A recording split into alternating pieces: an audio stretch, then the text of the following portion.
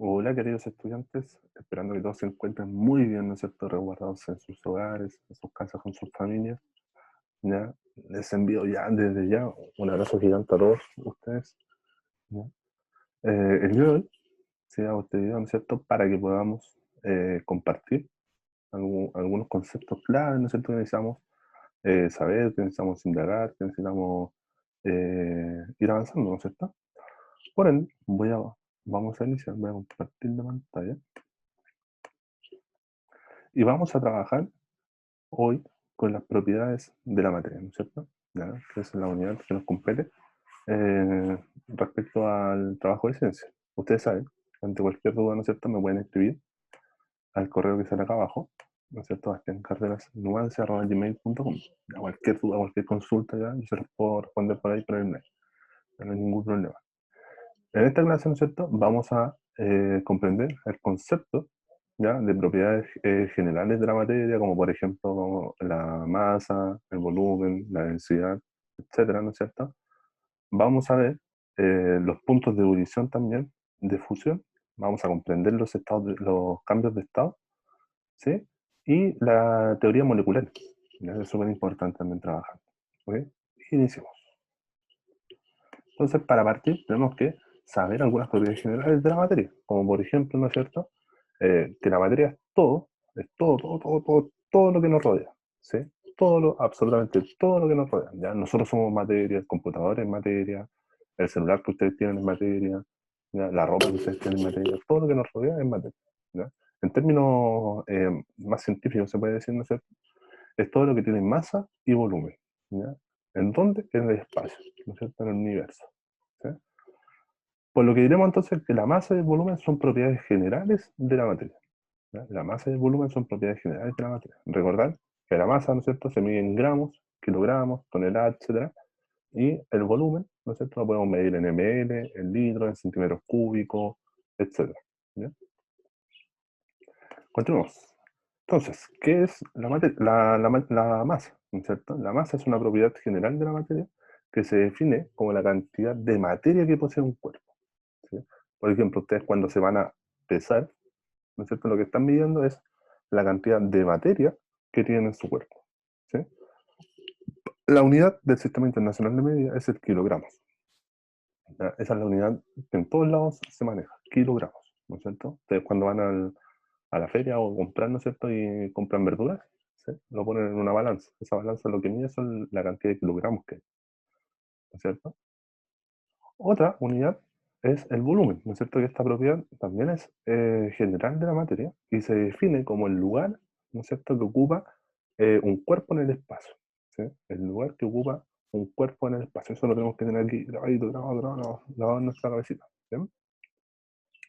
¿Cuál es el sistema, la unidad del Sistema Internacional de Medida? Es el metro cúbico, ¿sí? El metro cúbico. ¿Ya? También puede ser ml, también puede ser centímetros cúbicos, también puede ser litro, etcétera, ¿ya? Y se puede medir bajo diferentes cálculos matemáticos, ya con fórmulas matemáticas, ¿ya? Que después más adelante, un poquito más adelante las vamos a comenzar a trabajar, ¿ya? Y otra propiedad general de la materia es la densidad, ¿no es cierto? ¿Ya? Que la densidad es la relación que existe entre el volumen, ¿ya?, y la masa, ¿sí? Es la relación que existe entre el volumen y la masa, ¿ya? Esto, ¿no es cierto?, se mide, según el Sistema Internacional de Medida, en kilogramos partido en metro cúbico o en gramos partido en centímetros cúbicos. Nosotros vamos a ocupar ese, ¿ya? Gramos partido en centímetros cúbicos, ¿ya? ¿Y cuál es la fórmula, ya, que nosotros necesitamos trabajar, ¿ya? La fórmula es densidad es igual a masa partido en volumen, ¿ya? O sea, masa dividido en volumen, dividido. Por eso ese partido recuerden que es dividido, ¿ya? Entonces, densidad es igual a la masa dividido en volumen, ¿ya? Ahora bien, ya conocemos las propiedades generales, ¿no es cierto? Pero también sabemos que existen, espérenme, también sabemos que existen los cambios de estado, ¿no es cierto? Estos cambios de estado nosotros nos vamos a centrar específicamente en dos, ¿ya? En el punto de fusión y en el punto de ebullición, ya que son los más cotidianos, con los que más trabajamos. El punto de fusión, ¿no es cierto?, va a ser el cambio de estado sólido a estado líquido, ¿ya? Como por ejemplo, cuando se derrite un hielo, ¿no es cierto? Y va a depender de la presión del sistema, ¿no es cierto? De la presión que se ejerce sobre el sistema. Y tenemos el punto de ebullición, ¿no es cierto? Que es el cambio de estado líquido a estado gaseoso. Por ejemplo, aquí tenemos el caso de cuando hervimos agua, ¿no es cierto? Ya que sale ese vaporcito por la tetera o por el hervidor, ¿ya? Y ahí estamos con, enfrente, disculpen, al punto de ebullición. ¿Bien? Pero ¿cuáles son los cambios de estado? ¿Ya? Los cambios de estado son todos los que vemos aquí. ¿Ya? En primera instancia, de sólido a líquido, ¿no es cierto? Vamos a tener una fusión, ¿sí? Cuando se derrite un hielo, por ejemplo. De líquido a gaseoso vamos a tener la vaporización, ¿sí? Que es cuando, por ejemplo, el agua hierve, ¿no es cierto? Y sale este gas. Ahora, de gaseoso a líquido, ¿ya? De gaseoso a líquido tenemos la condensación, que es, por ejemplo, cuando la neblina de la mañana se adhiere a los autos, ¿no es cierto? Y se genera un líquido, ¿sí? Tenemos también de líquido a sólido, que es la solidificación, que es cuando nosotros preparamos un hielo, cuando lo metemos a la cubeta, ¿ya? Y también tenemos la sublimación, que es de sólido a gaseoso, y tenemos aquí la sublimación, esta se llama sublimación inversa, ¿ya? Que es cuando pasa de gas a un sólido, ¿sí? Por ejemplo, tenemos el caso del yodo. El yodo ya es un elemento de la tabla periódica, ¿no es cierto? Que al aplicarle temperatura, ¿ya? Está en estado sólido, que al aplicarle temperatura se va a transformar directamente en gas, sin pasar por el estado líquido. Eso es súper importante que lo tengamos en cuenta. ¿Bien? Ahora también, los cambios de estado, ¿no es cierto? Se ven directamente influenciados por los cambios de temperatura, ¿ya? Por la energía térmica que este puede adquirir, ¿sí? Si nosotros calentamos suficientemente un sólido, ¿no es cierto? Este se va a convertir en un líquido, ya es lo que pasa con algunos metales, por ejemplo. ¿Sí? Cuando lo vemos en la tele, y un metal que está en estado sólido, ¿no es cierto?, se convierte en un estado líquido. ¿Por qué? Por el aumento de la temperatura. Ahora, si calentamos aún más esto, ¿ya? Va a pasar a un estado que será el gas. ¿Ya? O sea, los cambios de estado están influenciados por los cambios de temperatura, ya sea aumento del cambio de temperatura o disminución del cambio de temperatura. ¿Bien?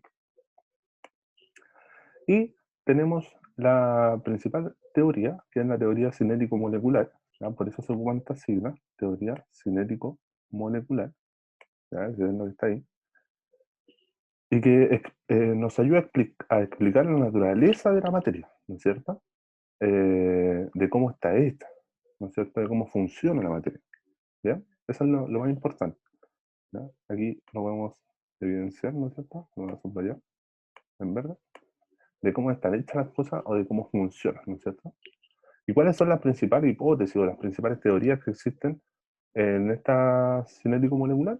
Tenemos la primera, que es las sustancias, ¿no es cierto?, están formadas por moléculas, ¿ya? Las sustancias están formadas por moléculas. Ya sabemos lo que es una molécula, lo trabajamos el año pasado, ya que es la unión de distintos átomos, de dos o más átomos, ¿no es cierto?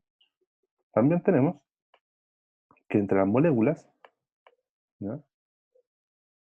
Que entre molécula y molécula no hay nada, o sea, existe un vacío, ¿ya? No existe absolutamente nada, es como el vacío que hay en el espacio, también existe entre las moléculas y las moléculas. Y además, tenemos que comprender que las moléculas están en continuo movimiento, ¿sí? En continuo movimiento, se están desplazando por todos lados, ¿no es cierto? Y la velocidad de esta aumenta si aumenta la temperatura, ¿no es cierto? Sabemos que la energía cinética aumenta si nosotros aumentamos la temperatura, las partículas se mueven más rápido, ¿no es cierto? Se excitan, esa es la palabra que necesitamos ocupar, ¿ya? Ahora, ¿cómo funciona la teoría cinético-molecular en los gases? Que sean los sólidos, perdón, ¿no es cierto? Sabemos que en los sólidos las partículas están muy juntas, ¿no es cierto? Las partículas están demasiado juntas. Y al estar demasiado juntas, ¿no es cierto? Lo único que se va a provocar es que ocurra una vibración, ¿no? Que solamente vibre, ¿no? Y como consecuencia de esto, ¿no es cierto? Vamos a tener que los sólidos tienen un volumen definido, ¿no es cierto? Y una forma fija, ¿ya? Todos los sólidos, ¿ya? Si nosotros lo observamos, tienen una forma definida, ¿ya? A diferencia del agua, a diferencia de los gases, ¿no es cierto? Y se van a dilatar y contraer al variar la temperatura, ¿ya? Así es como se aplica la teoría científico molecular en los sólidos. Ahora pasamos a los líquidos. Ya sabemos que las moléculas ya se encuentran mucho más dispersas en el medio que los sostienen, ¿no es cierto? Por ende, el movimiento va a ser de rotación, de traslación y también va a existir vibración. ¿Ya? ¿Por qué? Porque la fuerza entre las moléculas ya va a ser, va a haber una fuerza muy débil, ¿sí? Va a haber una fuerza muy débil, como sale aquí. ¿Ya? Y los líquidos, ¿no es cierto?, van a tener un volumen definido en base al contenedor, ¿no es cierto?, en donde se encuentran. ¿Ya? Van a adoptar la forma del recipiente. ¿Sí? Y tiene la característica de que no se pueden contraer ni tampoco expandirse. ¿Ya? Si yo le aplico temperatura no se van a expandir, ¿no es cierto? Y tampoco se van a contraer. ¿Ya? Si se contraen o se expanden, hay un cambio de estado. ¿Bien? Y finalmente tenemos la teoría cinético-molecular en los gases. ¿Ya? Sabemos que las partículas de los gases, ¿no es cierto?, se encuentran muy separadas, se mueven libremente, ¿no es cierto? Ya están en un continuo movimiento y chocan unas con otras, pero los choques son en menor grado. ¿Ya? También van a depender del recipiente en donde se encuentran. ¿Sí? Por ejemplo, en este vaso, ¿no es cierto? ¿Ya? Si lo tapo, ya las partículas que quedan dentro, ¿no es cierto?, se mueven libremente, pero el gas adquiere la forma del recipiente. ¿Ya? Y como van a estar adquiriendo el mismo recipiente, los choques siempre van a ocurrir. ¿Ya? Si yo choco, va a cambiar la dirección de hacia dónde se dirige la molécula. ¿Sí? Y además tenemos que entender que el tiempo que dura un choque es ínfimo, ¿ya? Muy, muy, muy pequeño. ¿Ya? Y así es como funciona, ¿no es cierto? Sabemos que los sólidos, ¿ya?, se encuentran con partículas muy, muy unidas, ¿ya?, que solamente vibran, según la teoría cinético-molecular. Los líquidos se encuentran un poquito más separadas, ¿ya? Tienen un movimiento de rotación, vibración y traslación, ¿ya? Se pueden mover. Y los choques son mucho más continuos.